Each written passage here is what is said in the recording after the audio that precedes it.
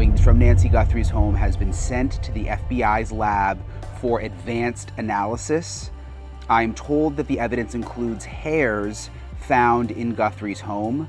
And that's an interesting part of this because we haven't known in the past that some of the evidence that they are testing for DNA has been hairs.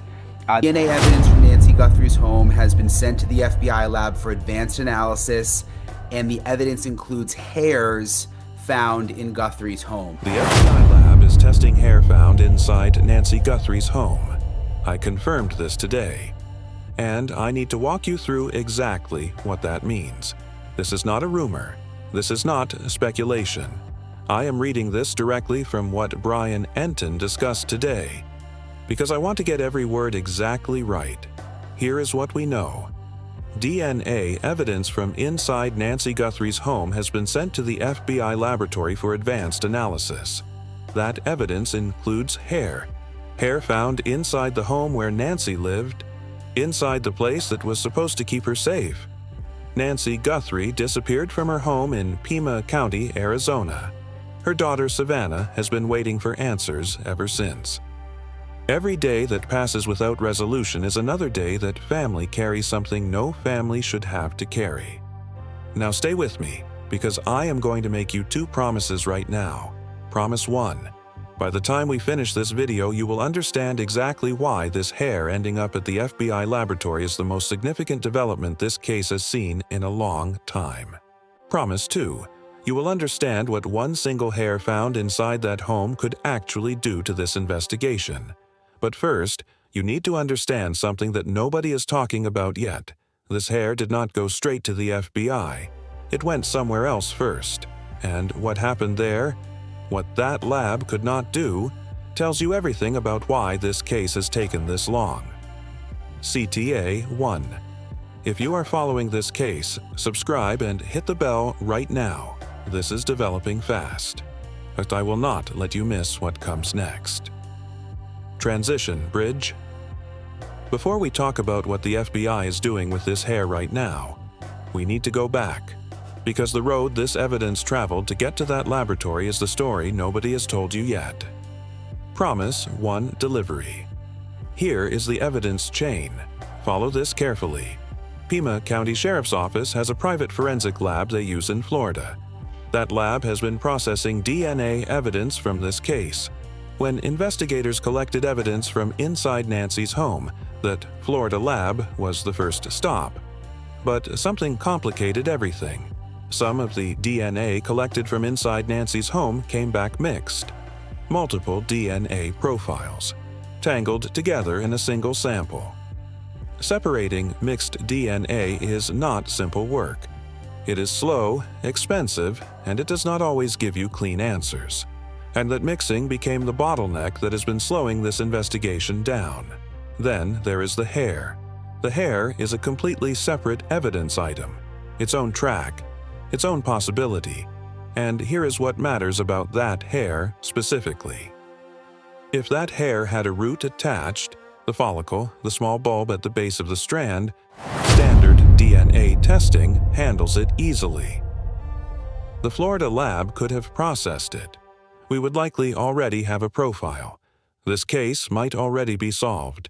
The fact that this hair is now traveling to the FBI laboratory tells you one thing very clearly. There is almost certainly no root on that hair. And that used to mean the evidence was worthless. Used to. Rootless hair, until recently, was considered essentially useless for DNA analysis. No root meant no profile. That has completely changed. Dr. Richard Ed Green at Estrella Forensics in UC Santa Cruz cracked that problem open. He developed technology to extract a full DNA profile from the hair shaft itself. No root required. The FBI uses his laboratory regularly. You already know one case where this technology worked. The Gilgo Beach murders. Rex Hoyerman. This same technology helped investigators zero in on the suspect. A judge was prepared to allow it as evidence. It holds up in court. Florida handled everything it could handle. The hair needed something Florida did not have. So it went to the FBI. But here's where your stomach should drop. Because the FBI having this hair and the FBI being able to use this hair, those are two completely different things. And right now, there is one problem standing between this evidence and everything it could prove. Promise to delivery. Here is the truth I promised you. Hair found inside someone's home could belong to absolutely anyone who ever walked through that door. Before the FBI spends a single dollar on advanced testing, before Estrella Forensics touches that hair shaft, investigators work through a list, and that list is longer than most people realize. Here are 5 things that could make this hair mean nothing. 1. The hair belongs to Nancy herself, her own strand, found in her own home. Testing it proves nothing. 2. The hair belongs to Savannah or another family member.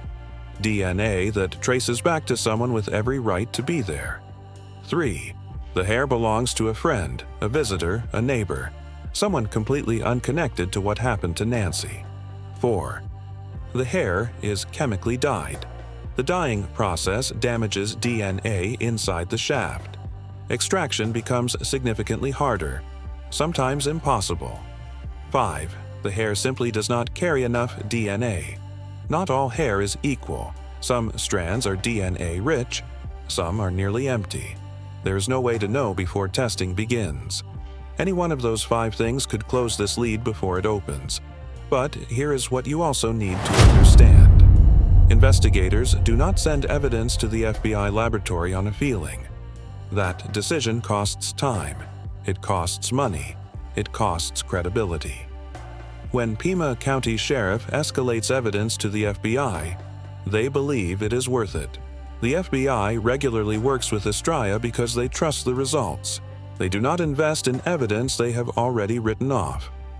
They examined this hair before they made that call. Yet they looked at the color, the length, the texture.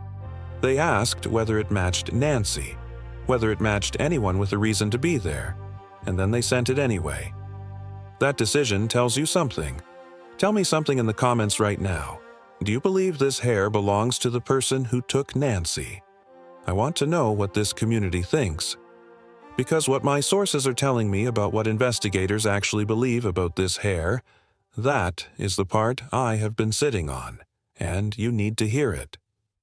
Investigators are not treating this as a long shot. Let me be very clear about what the FBI's involvement actually signals.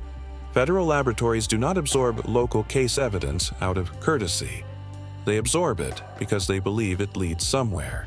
Here is what a successful result triggers. Walk through this with me. Estrella Forensics extracts a SNP profile from that hair shaft. That profile, a genetic fingerprint built from the hair alone, enters genealogy databases. Investigators search for partial matches, family members, distant relatives, people who share pieces of that same DNA. From those matches, a family tree gets built. That tree gets narrowed, branch by branch, generation by generation, until investigators are looking at a small group of people, then a smaller group, then a name. That name gets investigated. Genetic genealogy does not need a suspect. It builds one, from the DNA outward. That process takes months. Sometimes the first attempt pulls nothing and they try again. This is not a resolution that arrives next week, but it is a real path. A concrete, working, court-tested path toward whoever was inside Nancy Guthrie's home. And here's the detail that I have not been able to stop thinking about since my source confirmed this. The mixed DNA samples from inside the home, the tangled profiles that have been slowing everything down, those are still being processed separately. That is a second active evidence track running at the same time as the hair. 2 tracks, both live, both pointing at the same home. Either one could be the break that ends this. For the first time in this investigation, there is more than one active path toward identifying whoever was inside Nancy Guthrie's home. I have sources working on this right now. Subscribe so you are not the last person to know when results come back. I will not bury this update. If this DNA matches an unknown person and leads to an arrest, how long do you think it takes from here? Drop your number below. But before I let you go, I need to leave you with one thing, one detail about where this hair was found that reframes this entire case, and I have not said it out loud yet. The hair was not found outside, not in a parking lot, not on a sidewalk, not near a car or a road or a public space. It was found inside her home. Let that land for a second. Inside the place, Nancy Guthrie cooked her meals. Inside the place, she went to feel safe. Inside walls that were supposed to keep the world out. Whatever happened to Nancy Guthrie started in there, and whoever was responsible may have left something behind without ever knowing it. One strand, one hair shaft, one invisible thread that now sits inside an FBI laboratory. We do not know whose hair it is. We do not know if it yields a profile. We do not know if it leads anywhere at all. As that is the honest truth, and you deserve to hear it. But I have covered enough of these cases to know one thing. One hair, one match, one name. That is all it takes to end years of silence in a single afternoon. Savannah Guthrie is still waiting. Her mother's home still holds whatever secrets it holds, and the FBI is now one step closer to reading them. Somewhere, someone knows what happened inside that home. They have known this whole time. What do you think happened inside Nancy's home? Tell me below. This community has been closer to the truth on this case than most people realize. Subscribe and follow this case with me. The moment something breaks, and I believe something will break, I will be right here. Nancy Guthrie's story is not over, and neither is ours.